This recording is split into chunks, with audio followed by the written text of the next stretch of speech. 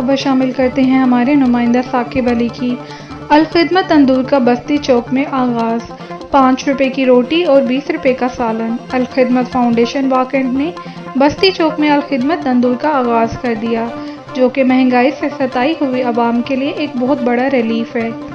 یاد رہے کہ روٹی سالن کا یہ ریٹ ہر خاص و عام کے لیے ہے، جس میں صدقہ و خیرات کے پیسوں کا کوئی عمل دخل نہیں ہے، اس لیے اس معاشرے کا ہر طبقہ مستفید ہو سکتا ہے۔